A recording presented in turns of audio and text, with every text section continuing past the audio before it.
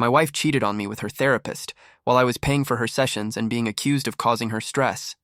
She forgot we had a prenup. I went scorched earth. All right, Reddit, grab your popcorn because this one's a mess. My wife spent 4 months sleeping with her therapist, on a couch I was literally paying $200 an hour for, and then acted shocked when I went scorched earth.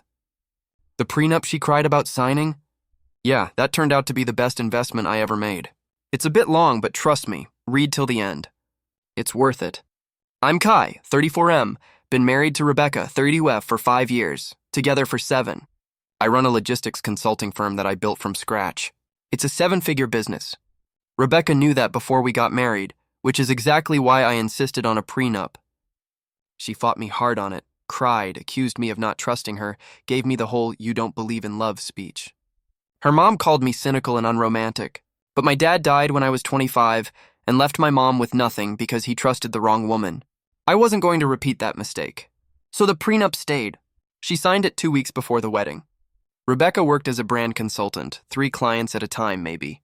Pulled in around $30,000 a year. Meanwhile, I was grinding 80-hour weeks managing a team of 12. The mortgage, cars, vacations, everything came out of my income. She pitched in for groceries sometimes, and that was about it. 3 years in, she started getting restless. Said she felt unfulfilled. Her business mentor suggested therapy. She found a guy named Dr. Adrian Wu, a 38-year-old therapist specializing in personal development. Fancy office downtown, $200 per session.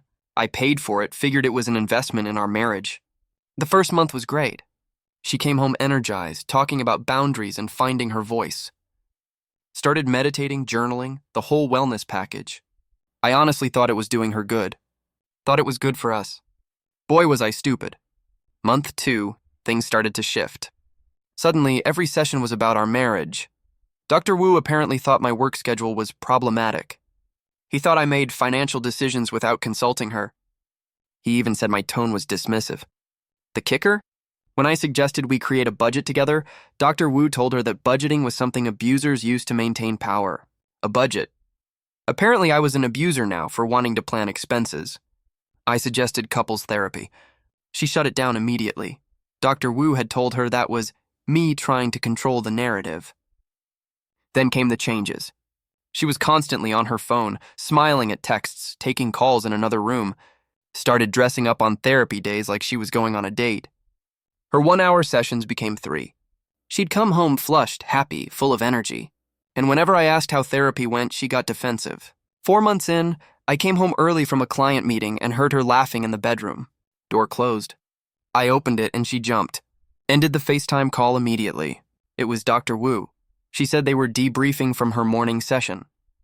At 6 p.m., sure, she started talking about trauma. What trauma?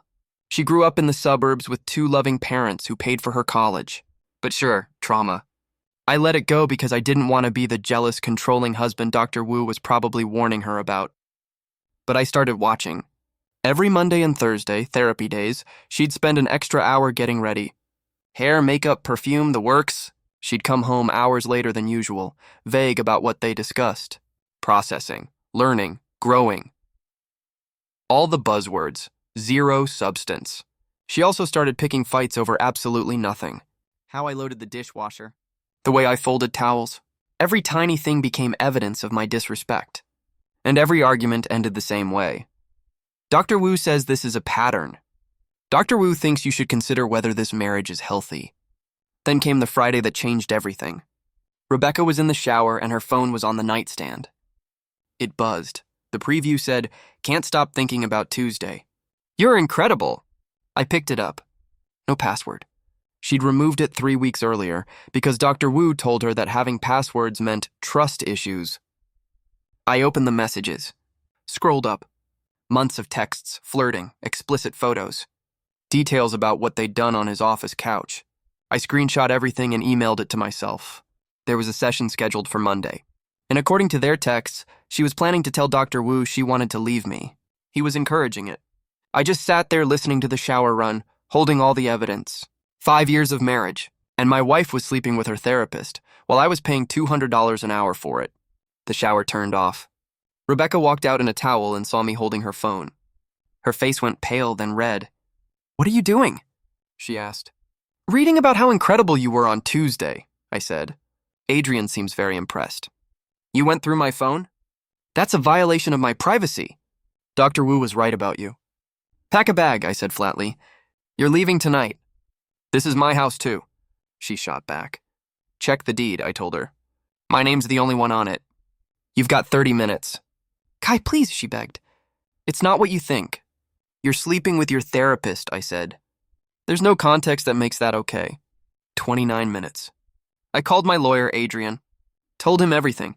Rebecca's been cheating with her therapist. I've got texts and photos, the whole thing. I wanted her out tonight and I wanted to file first thing Monday morning. Jason, my buddy, called about golf. I told him change of plans. Rebecca's sleeping with her therapist and she's moving out tonight. He just said, already in my car. 20 minutes later, he showed up. Rebecca came downstairs with 2 suitcases. I told her my lawyer would be in touch. She asked, where am I supposed to go? I don't know, I said. Ask Dr. Wu.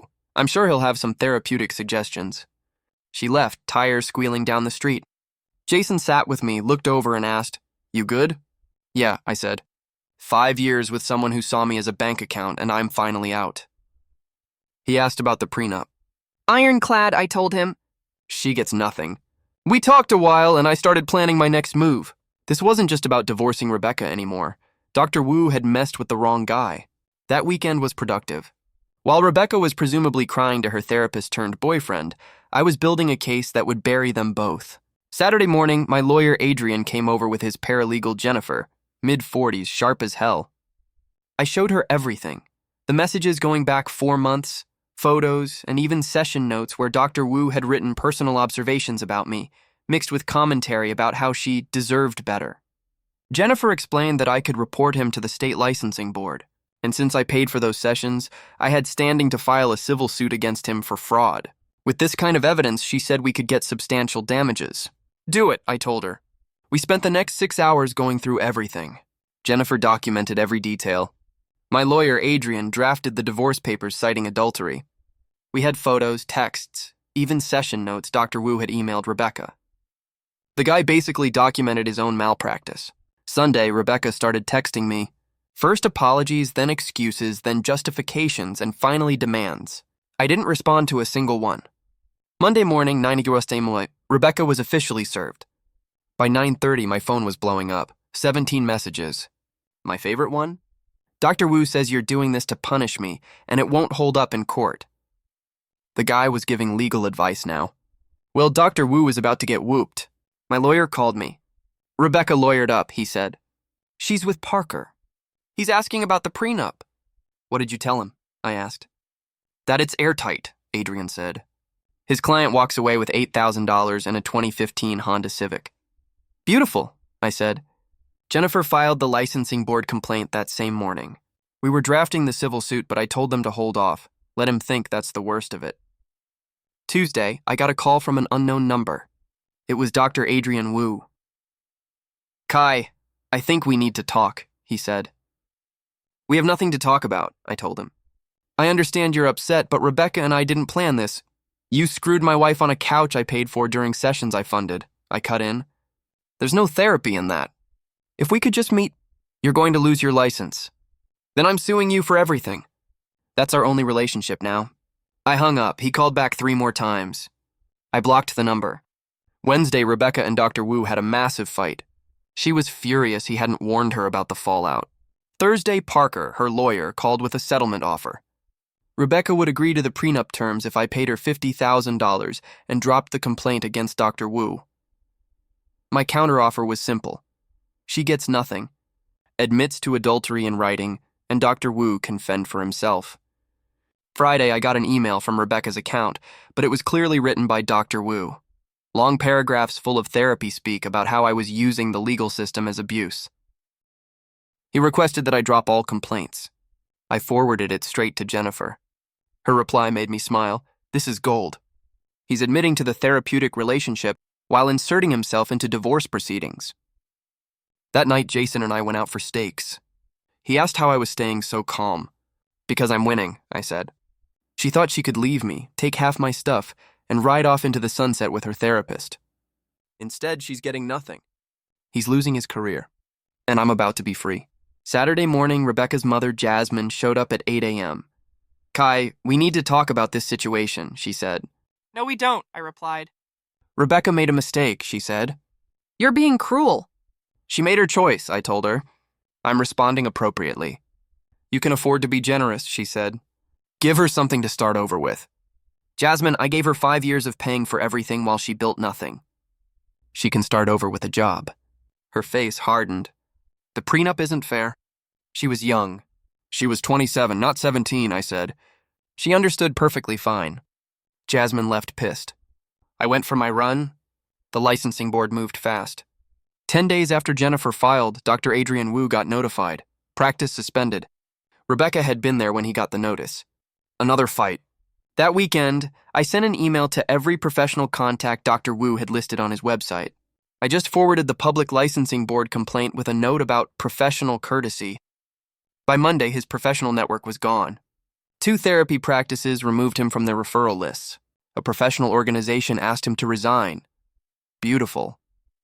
6 weeks after I kicked Rebecca out, the divorce was in full swing. She was not handling it well. She'd moved in with Dr. Wu.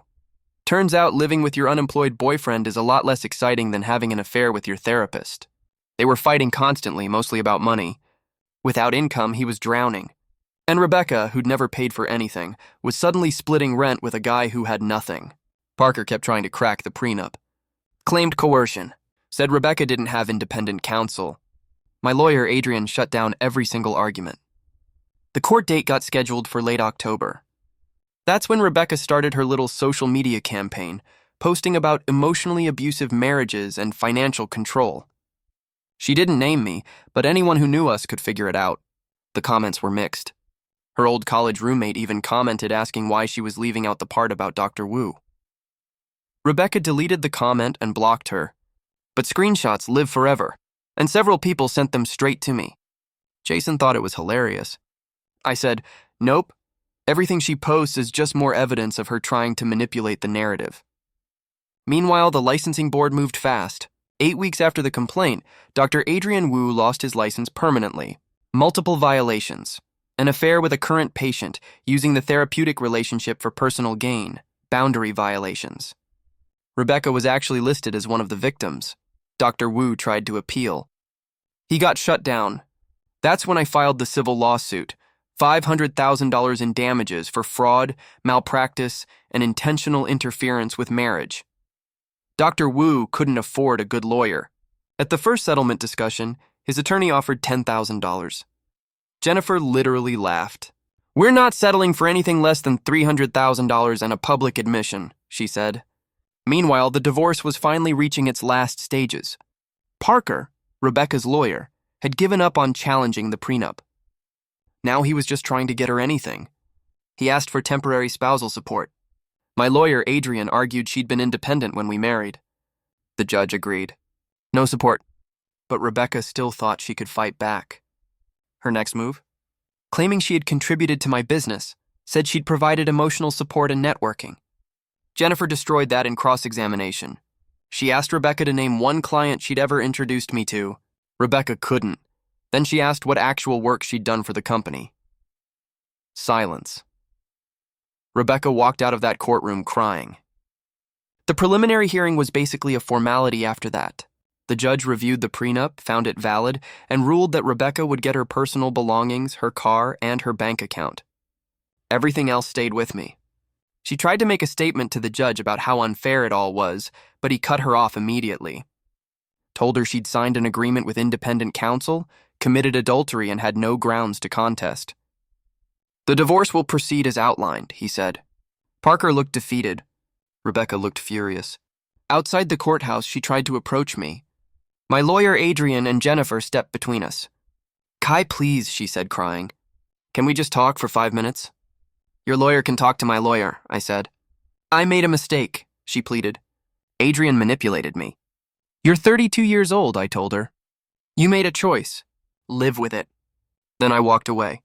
That night I got a long email from Rebecca, 5 pages. She wrote about how Dr. Wu had manipulated her, how if I just gave her another chance, she'd prove she could be the wife I needed. I didn't even read past the first paragraph. I just forwarded it to Jennifer. Her response came quick. She's panicking. Do not respond. So I didn't.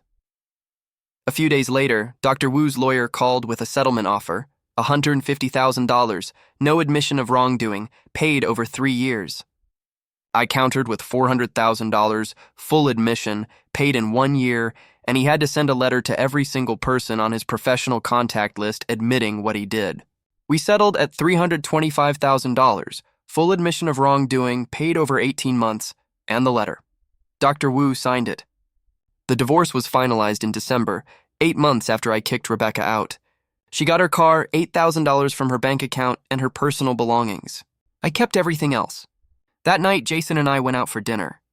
"How are you doing, man?" he asked. "I'm perfect," I said. "Good. You going to date again?"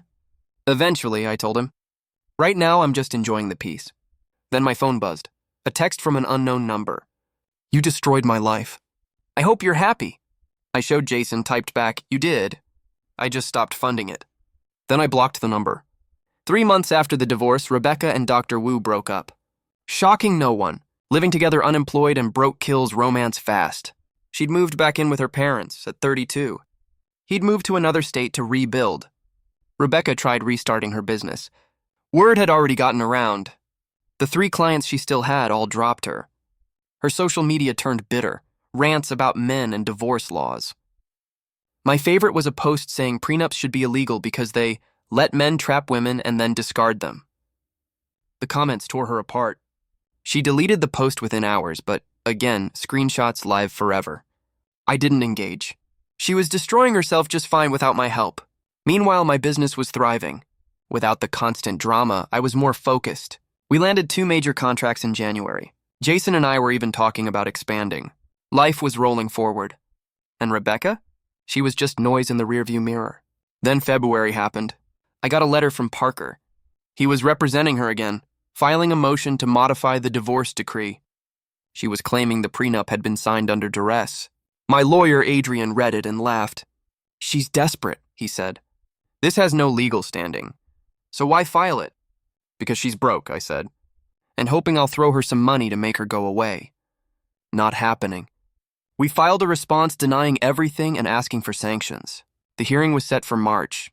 In the meantime, I got a friend request on LinkedIn from Dr. Adrian Wu. Declined it. Then came an email.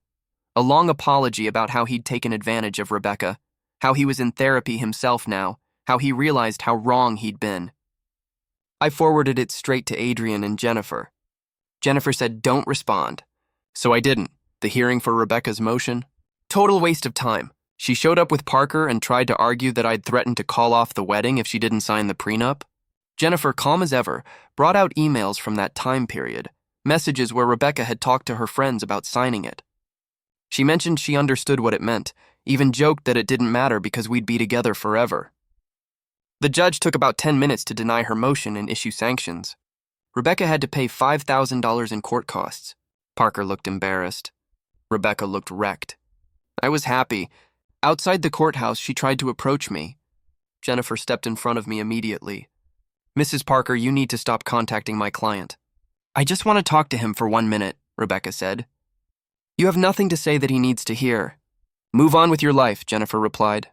Rebecca's eyes were red. She looked thinner, older. The affair and divorce had aged her. "Kai, please. I'm drowning here. I can't find work. I'm living with my parents. I have nothing. Can you just help me get back on my feet?"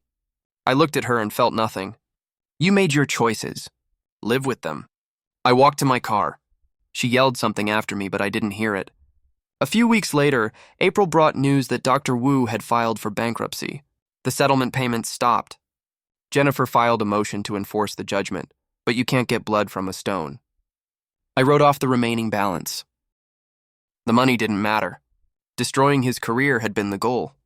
Then Rebecca started showing up at the places I went. My gym, my favorite coffee shop, even a restaurant Jason and I frequented. After the 3rd time, I had my lawyer, Adrian, send a cease and desist letter warning her that continued contact would result in a restraining order. She responded with a handwritten letter, 12 pages long. She wrote about how she'd made the biggest mistake of her life, how she thought about me every day, and how if I just gave her a chance, she'd spend the rest of her life making it up to me. I gave the letter to Jennifer. She filed for a restraining order. The judge granted it. Rebecca had to stay at least 500 feet away from me, my home, and my business. Her stubborn self violated it within a week, showed up at my office building. Security called the police. She got arrested and spent a night in jail. The judge extended the restraining order to 1 year and put her on probation. One more violation and she'd do real jail time. She finally stopped. But the messages didn't. She kept creating new email addresses, new phone numbers, new social media accounts, all blocked, all documented. May through August were quiet. I didn't hear from her at all. I started dating someone new, a woman named Claire. Smart, independent, had her own money and her own life. Jason approved. She's normal, he said. Life was good. The business was growing. I was seeing someone who didn't treat me like an ATM. Rebecca was finally leaving me alone. Then September hit. I got a call from Jennifer on a Tuesday afternoon. "You're not going to believe this," she said. Rebecca had written a book. A freaking book, self-published, about surviving emotional abuse and financial control in marriage. It was on Amazon. She was promoting it under the hashtag Dark Survivor Story. It didn't use my name, but anyone who knew us both would recognize the details. I bought it and read it in one sitting. Pure revisionist history. According to Rebecca's version, I'd isolated her from friends and family, controlled every aspect of her finances, forced her to quit her thriving business, and gaslit her for years. The therapist? Mentioned as a caring professional who helped her see the truth. The affair? Not mentioned. Neither was the fact that I'd paid for everything. The book painted me as a monster, and her as a brave survivor. The reviews were mixed. Some people bought it. Others, people who knew the real story, left 1-star reviews calling out the lies. I called Jennifer. "Draft the cease and desist. If she doesn't pull the book and stop promoting it, we sue for defamation." The letter went out that afternoon. 2 days later, Rebecca's response came through a new lawyer. His argument was simple. Rebecca had a right to tell her story. Nothing mentioned me by name. Any similarities were coincidental. The book, he said, was protected speech. Jennifer's counter was better. The details were specific enough that anyone in our social or professional circle would know exactly who she was talking about. The claims were demonstrably false and damaging to my reputation. We went back and forth for a week. Rebecca refused to back down. She started doing podcast interviews, posting on social media, and selling the victim narrative hard.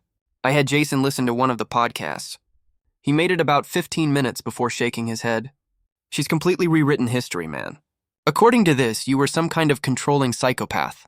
Did she mention the affair?" "Yeah, but she framed it as finding comfort with someone who understood trauma, because apparently I'd destroyed her sense of self." We sued. We filed the defamation suit in October, asking for $750,000 in damages, a public retraction, and the removal of all promotional materials. Rebecca's lawyer fought it, but discovery destroyed her case. We pulled financial records showing she'd contributed almost nothing. We had our own tax returns. We had the divorce records proving the adultery. We had the licensing board report detailing Dr. Wu's ethical violations. Most damaging of all, we had our own social media posts from during our marriage.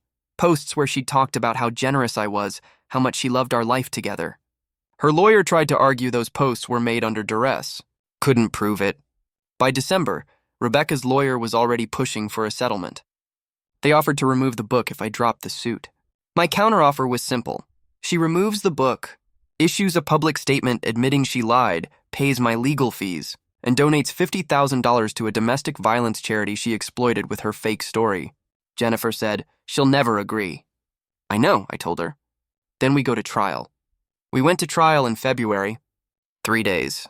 Jennifer methodically dismantled every single claim in Rebecca's book with documentation, financial records, and witness testimony.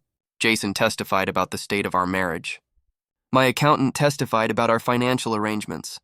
Even Rebecca's own mother admitted, under oath, that I'd never isolated Rebecca from family and had always been respectful and generous. Her own mother. The jury deliberated for 4 hours. They found in my favor on all counts. Awarded me $500,000 in damages. Of course, Rebecca didn't have $500,000. Her lawyer filed for bankruptcy protection. The judgment would hang over her for years, garnishing any wages she managed to earn.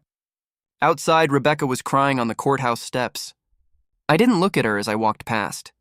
That night, Jason and I celebrated at my favorite steakhouse. My new girlfriend, Claire, joined us. Do you think she's learned her lesson? Claire asked. I think she's desperate, I said. And desperate people will keep doing stupid things. It's okay. I'm always ready. Claire laughed. We all are. Don't worry. 2 weeks later, I got a letter. Handwritten. No return address. It was from Rebecca, 20 pages of rambling apology. She wrote about how she'd made terrible choices. How she'd let Dr. Wu manipulate her.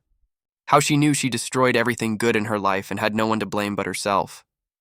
The last page was different, more desperate. She said she knew she had no right to ask anything of me, but she was drowning. Couldn't find work. The judgment meant anything she did earn got garnished. She was 34 years old, living in her parents' basement with no future. She begged me, if I ever cared about her at all, please help her. I read it twice. Then I threw it away. Didn't respond. She'd made her bed. She could lie in it. A year after the defamation trial, my life had completely transformed. The business had expanded to 3 cities. We'd hired 20 new people. Revenue was up 40%. I'd moved into a new house, furnished exactly how I wanted. Claire and I were serious, talking about moving in together. She knew the whole story about Rebecca, didn't judge me for it, just accepted it as part of my past and moved forward. Jason had gotten engaged to his girlfriend. I was going to be his best man. Life had this forward momentum that felt incredible. I hadn't heard from Rebecca in 8 months. According to mutual friends, she'd moved out of her parents' place and was living with roommates, working retail or restaurant jobs, barely getting by. The judgment was still there, garnishing 25% of whatever she earned. I didn't feel bad about it. She'd made choices and choices have consequences. Then March brought an unexpected development. That's when I realized this woman never gets tired of trying to take revenge. But like I said, I'm always ready. She'll keep hitting rock bottom. I got served with paperwork for a bankruptcy filing. Rebecca was trying to discharge the defamation judgment through bankruptcy. My lawyer, Adrian, reviewed it. She can try, he said, but judgments from willful and malicious conduct typically aren't dischargeable. We'll fight it. We filed an objection arguing that the judgment came from her willful and malicious defamation. The hearing was scheduled for May. Rebecca showed up to the hearing looking rough, thinner, tired, wearing clothes that didn't fit right. Her bankruptcy lawyer looked like some kid fresh out of law school. Jennifer argued our case.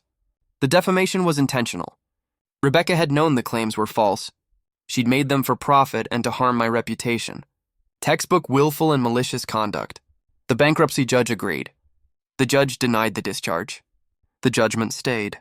Then Rebecca's lawyer asked for a payment plan reduction. The judge looked at her financial affidavit. She was making about $2,000 a month, and just shook his head. The garnishment stands. She left the courthouse crying.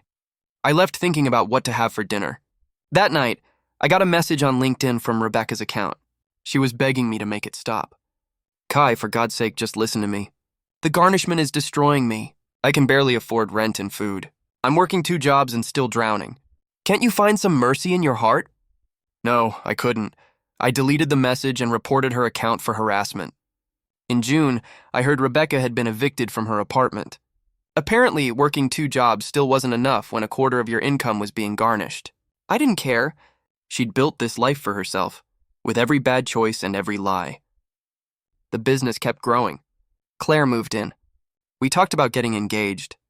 Life was everything I'd wanted it to be. Then August happened. I was at the office late. Everyone else had gone home. I heard the elevator ding. Building security usually locked it down after 7 p.m. The office door opened. Rebecca walked in. She looked terrible. How did you get up here? I asked. I waited for someone to come out and caught the door, she said. Kai, please. I need to talk to you. You're violating the restraining order. It expired, please.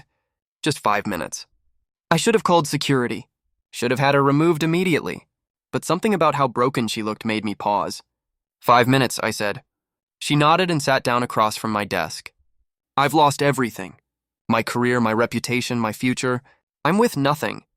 I work at a coffee shop and clean houses on weekends, and I still can't make rent because of the garnishment. I'm 1 month away from being homeless. How is that my problem? I asked. I know it's not. I know I did this to myself. The affair, the book, all of it. But Kai, I'm drowning. I can't survive like this for another 10 years. You should have thought about that before you published a book full of lies. I was angry and desperate, and I made it worse. I always make it worse. But I'm begging you now. Please, if you ever cared about me at all, please stop the garnishment. Let me try to rebuild something. I looked at her, saw the desperation, the brokenness, the complete destruction of the person she'd been. No, Kai. You had 1,000 chances to do this differently. At every single point, you chose to make it worse. You chose to fight and to lie. These are the consequences of your choices. I'm begging you, she said softly. And I'm saying no. You made your bed. Sleep in it. Or sleep on your friend's couch.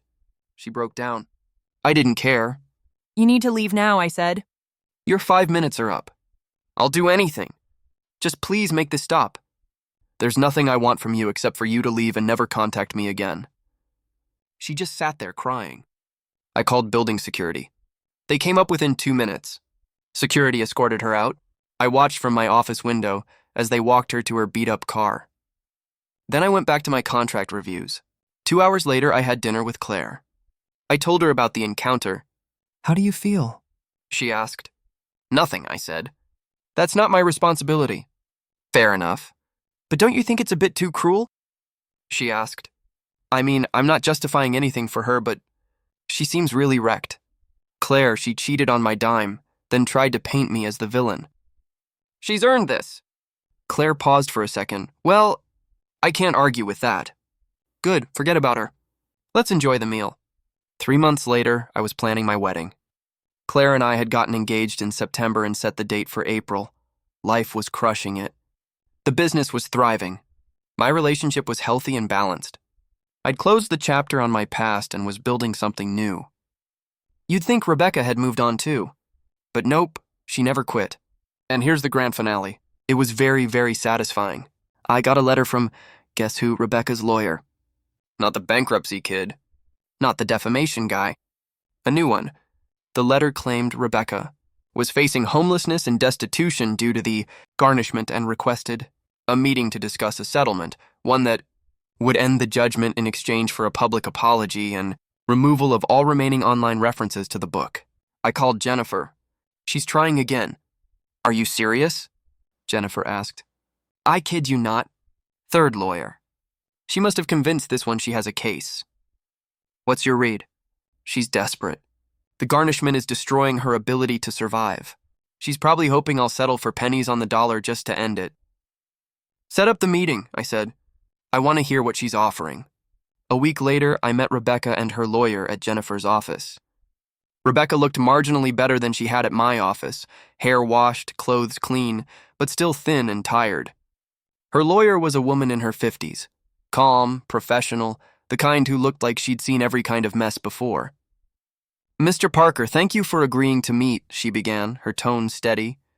I'm Ellen Delgado. I represent Rebecca in this matter. I nodded. What are we here to discuss? Ellen folded her hands. My client is willing to offer a public apology, the permanent removal of all book-related content, and a signed statement admitting that her claims were false. In exchange, she's requesting you forgive the remaining judgment balance and end the wage garnishment. I blinked. She's offering what? An apology in exchange for nearly $500,000 in debt forgiveness and the public retraction? Ellen didn't flinch. She understands the impact her false claims had on your reputation. I turned my eyes to Rebecca. She was staring down at the table, her hands trembling just a little. Why now? I asked. Rebecca looked up, her eyes tired and defeated. Because I can't live like this anymore, she said quietly. I'm making $2,400 a month, and $600 of it goes to the garnishment. I can't afford rent, food, or basic necessities. I'm one bad month away from living in my car again. I crossed my arms. Why is that my problem? It's not, she said, her voice cracking. But the judgment isn't helping you anymore. You won. Everyone knows you won. Keeping the garnishment going isn't getting you paid meaningfully. It's just destroying what's left of my life. Jennifer, my attorney, leaned forward. The garnishment is recovering approximately $7,200 per year, she said. At that rate, my client will never recover the full amount in any reasonable time frame. Ellen nodded in agreement. which means realistically he'll never recover the full judgment. Rebecca will never earn enough to pay it off. So the question becomes, is there value in accepting a settlement that gives my client some of what he wants? Public acknowledgement that he was right, in exchange for ending a garnishment that's never going to fully recover the judgment? I leaned back in my chair, thinking it through. What would the apology look like? Ellen slid a sheet of paper across the table. Here's a draft. I picked it up and read it. It was a full admission, everything. She admitted she lied about me being abusive, admitted she had an affair with her therapist, and that when I filed for divorce, she tried to destroy my reputation instead of taking responsibility for her actions. Where would this be published? I asked. Wherever you want, Ellen said. Social media, sent to mutual contacts, even published on a website we'd create specifically for this purpose. I looked at Jennifer. She gave a small shrug. Your call, she said. I turned back to Rebecca. Why should I believe you'll actually follow through this time? Her eyes filled with tears. Because I have nothing left to lose, she whispered.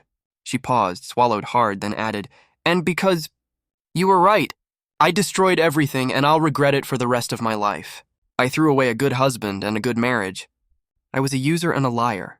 Now, I'm just asking for a chance to survive. She started crying. The room went quiet. I sat there, staring at the table, thinking. The money didn't matter anymore. I'd written off the judgment years ago in my mind. The garnishment wasn't about getting paid, it was about consequences. Teaching her a lesson. And apparently, she'd already learned it the hard way. All right, I finally said. I want the statement published on every social media platform she has. I want it sent to every mutual contact we have. I want it pinned to the top of every profile for at least 1 year. And I want her to agree to never write, speak about, or reference me or our marriage again in any forum for the rest of her life. Ellen nodded, jotting notes. We can agree to that. And one more thing, I added, looking directly at Rebecca. I want you to admit that the prenup was fair, that you signed it knowing exactly what it meant, and that you spent 5 years contributing almost nothing while I funded your entire lifestyle. Rebecca's face crumpled. Kai, those are my terms, I said. Take them or leave them. Ellen looked at Rebecca carefully. It's your call. Rebecca buried her face in her hands, her shoulders shaking. Ellen reached over and placed a comforting hand on her arm. Rebecca, you don't have to do this. We can walk away. Rebecca shook her head slowly.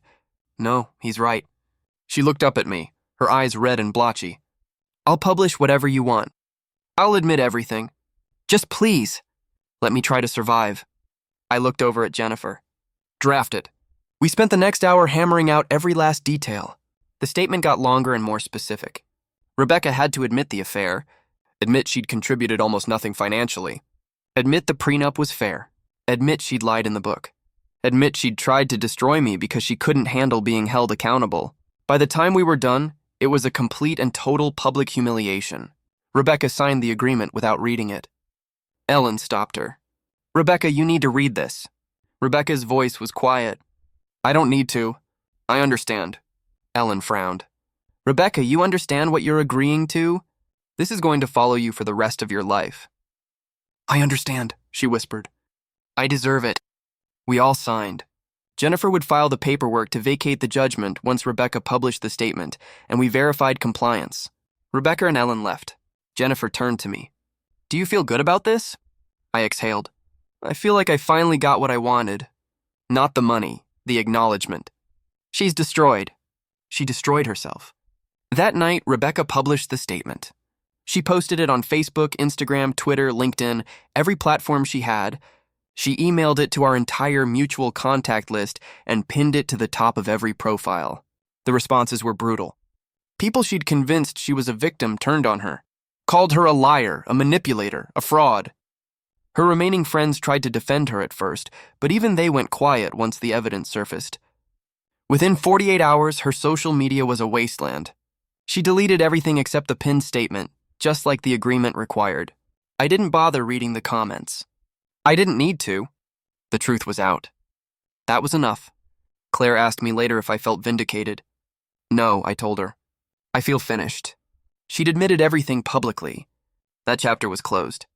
We went back to planning our wedding. Rebecca's public humiliation eventually faded into background noise. something I didn't even think about anymore. That was 6 months ago. I haven't heard from her since. From what mutual friends have said, she moved to a different state. I got married in April. Claire looked incredible. The wedding was everything we wanted. That's the real win. Peace out, Reddit. Oh, and YouTube just dropped this new hype feature. If you're hooked on this story, smash that hype button. It tells YouTube, this video deserves to blow up.